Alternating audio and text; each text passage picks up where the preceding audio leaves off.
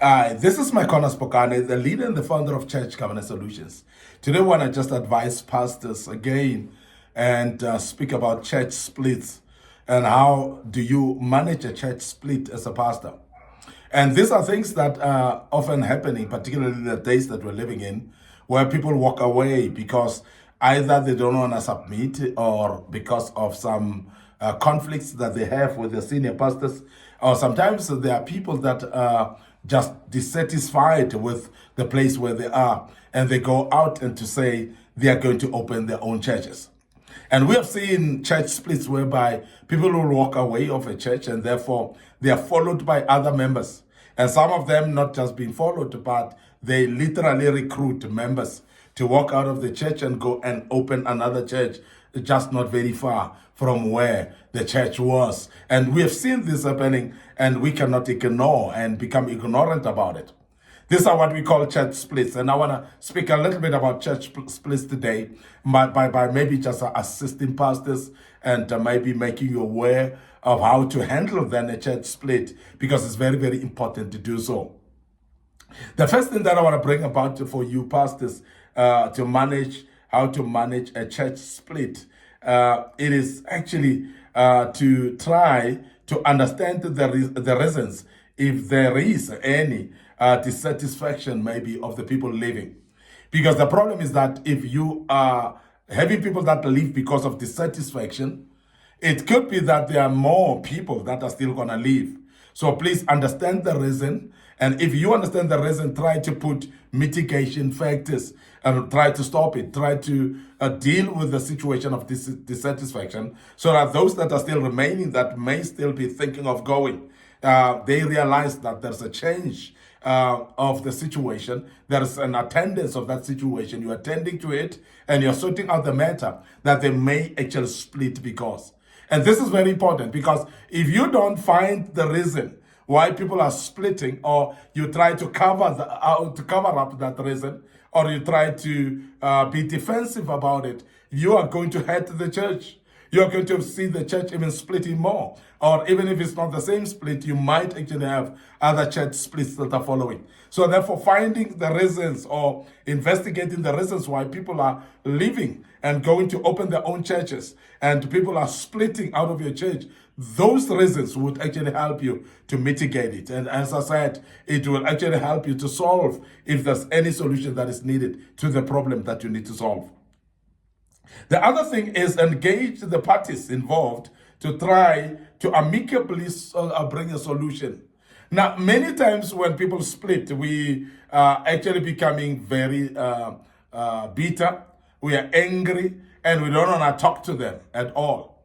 But I want to urge pastors to have a very strong heart, a strong heart of God, to say, even though somebody walks away with my members, I must invite this person to sit down with them and to discuss with them and understand what could have caused this. So that even if they are gone and gone for good, you're not actually sitting down with them to recruit them back. No, you are actually sitting down with them just to understand what could have gone through their minds. I know that it could be that they themselves don't want to meet you.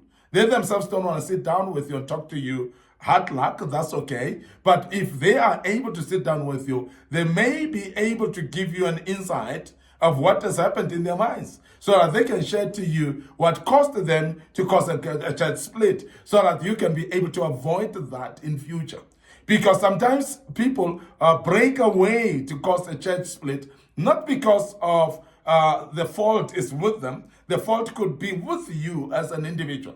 So, but it needs a pastor who's able to open up and to be able also to be strong to take a feedback, because they may actually give you a feedback that you may not be aware of, things that you are doing that you may not be aware of. And this could be a situation whereby you learn from the meeting and you are learning from what the critique that they bring upon you, and all this feedback that they give you could be very useful for you to be able to mitigate in future and to avoid another church split coming. And that's very, very important, therefore, that you are extending your arms, you are able to engage the parties or the people that are going, even though they may not come back, to become part of the church, but engage them anyhow, because that will help you, as I said, in future to be able to manage a church split if there's any that is pending again.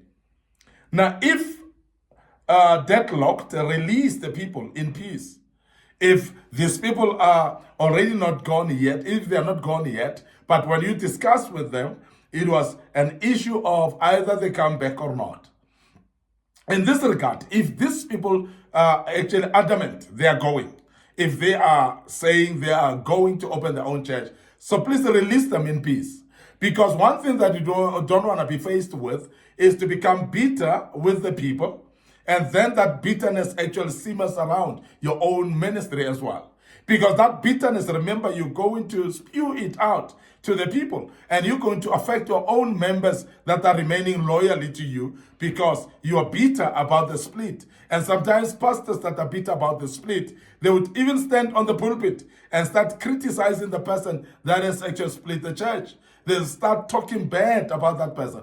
And as you do so, remember, there are still some loyalists of that particular individual that might still be sitting in that congregation. And they are doubtful whether to go or not. But at that particular time, when you are criticizing and speaking bad about that particular individual, you basically give them a good reason for them to leave. And that's not something that should be on. And I know many of the pastors will say, if they want to go, let them go.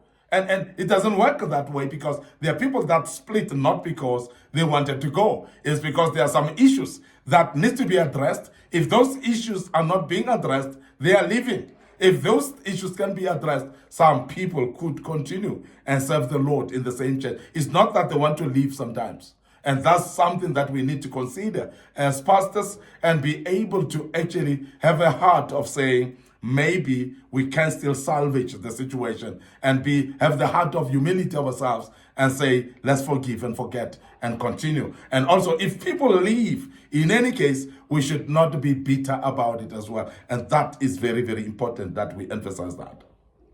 Now, the other thing that is very key when you are dealing with splits, church splits, try to see it as a kingdom extension. Never hold grudges.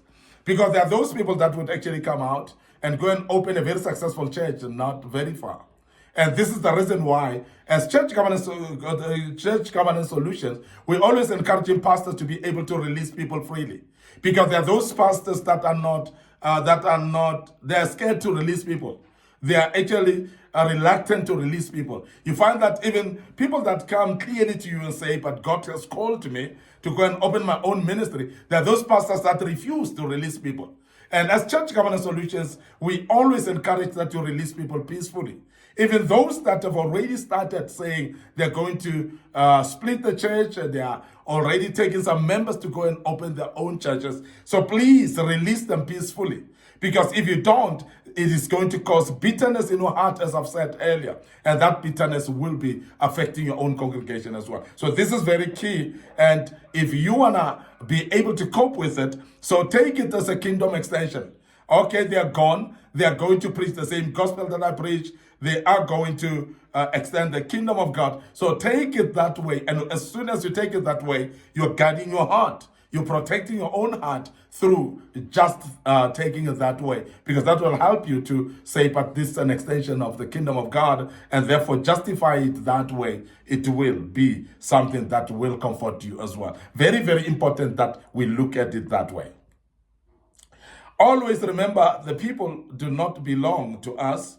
Therefore, forgive them as they leave, because they don't belong to us. They belong to God. And sometimes we become bitter because we think that we've worked hard to develop them, and they belong to us. And sometimes unconsciously we think that people belong to us. And that's the reason why we see pastors fighting, because some members have crossed the floor. And we start fighting and say, but Pastor so-and-so is stealing my members.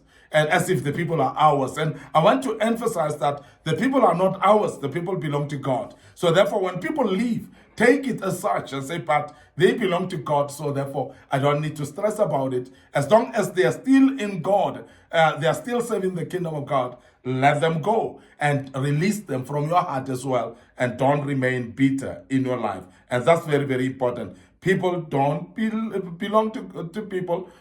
People belong to God. Now, I want us to also emphasize that you need to avoid ever talking about those people who left to the people remaining.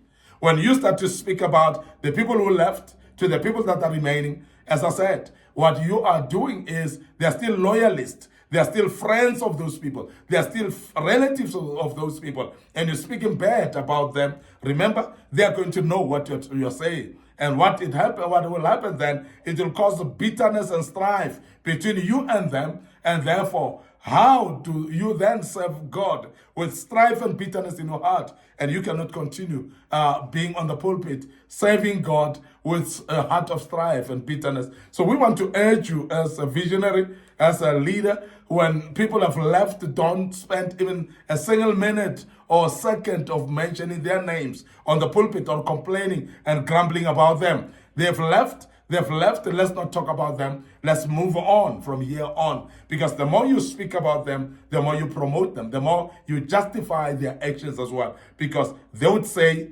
here, that is the reason why people left, is because the pastor is speaking behind their back about them. So please be careful not to speak about them at all, and just continue in your ministry and make sure that things go well from here on. Avoid constructing sermons about people who left as well. Because sometimes it's not just speaking, sometimes it's to create sermons about them. And remember that your members that are remaining, as I said, people understand. People have got minds. People have got brains. People can be able to discern. People can be able to hear and interpret things. So therefore, if you create sermons that speak about them, there are many people that would actually hear, but this sermon means so and so. And that avoid by all means as well, because that will kill your ministry as well. So please, pastors, be careful not to create sermons about the people that have left already. Now, finally, attend their activities if available. Obviously, if they're still teaching the right gospel, the right doctrine, they're having a wedding in their church, or they're conducting a wedding in their church, feel free to go and still make sure that you attend those activities if you can, because that will show and deal with the strife that you might have developed or the bitterness that you might have developed along the way. That will deal with that thoroughly and good enough. So I want to urge you to still make sure that if they've got conference and you would love to go, so please feel free to attend as well. And that will help you and also will relate you with them to make people know that there's nothing that you've got against them. There's no grudge that you're holding, because that will help you, because grudges will cause bitterness. And as I've said, you cannot continue running the ministry of God with strife and bitterness in your heart. I want to end up here today, your host, Micornus Phokane. I'm the leader and founder of Church Governance Solutions. And we are developing people that would understand that the order of God should be back to the church. So we are restoring that godly order. And therefore we're teaching people so that they can continue restoring godly order in the house of the orderly God as well. And that's our aim. And I hope that you've learned a bit. You will teach others as well. But our social media platforms as well are available for you to direct people to our social media platforms and share our platforms as well with other people. Our Facebook page is Micornus Phokane. There's a Facebook page, Church Governance Solutions as well. So please like those and make sure that you follow us on those particular platforms. Don't forget our YouTube channel under Young Men Empowerment Forum. And that YouTube channel, you need to subscribe and also make sure that you click notification button on that. Our TikTok account as well under Micornus Phokane. Make sure that you follow us there, and the good Lord will bless you as you do that. But also share these platforms with your loved ones, families, and also colleagues, and the good Lord will bless you as you do that. Till we meet again with another topic tomorrow, may the good Lord bless you, and allow me to check out right here and say cheers for now.